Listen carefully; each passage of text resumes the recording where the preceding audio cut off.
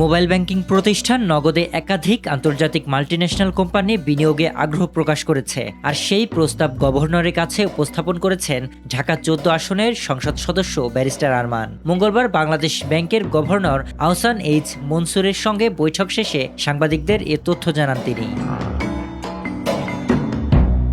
এই সংসদ সদস্য জানান, গভর্নরের কাছে পাঠানো বিনিয়োগ প্রস্তাবটি তার ব্যক্তিগত নয়, তবে আলোচনা এখনও প্রাথমিক পর্যায়ে থাকায় সম্ভাব্য বিনিয়োগকারীদের নাম প্রকাশ করতে রাজি হননি তিনি।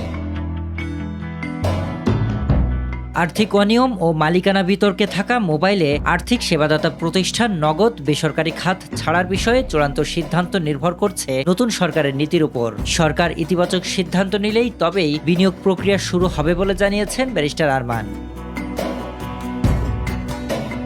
সংসদ সদস্য হিসেবে দায়িত্ব পালনের পাশাপাশি বিদেশি প্রতিষ্ঠানের প্রতিনিধি হিসেবে কাজ করার স্বার্থের সংঘাত সৃষ্টি করবে কিনা এমন প্রশ্নের জবাবে আরমান জানান, তিনি একজন পেশাদার আইনজীবী এবং উদ্যোক্তা পরিবারের সদস্য হিসেবে অতীতে তার আন্তর্জাতিক প্রতিষ্ঠানের সঙ্গে কাজের অভিজ্ঞতা রয়েছে।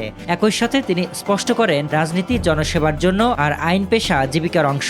এখানে কোনো স্বার্থের দ্বন্দ্ব নেই, কারণ তিনি সম্ভাব্য বিনিয়োগকারীদের পক্ষে আইনি সহায়তা দিচ্ছেন।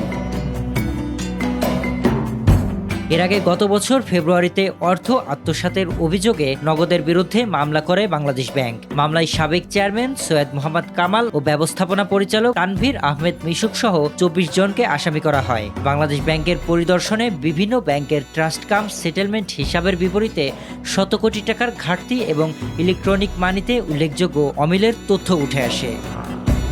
শরীফ রাহাত, দেশকাল নিউজ।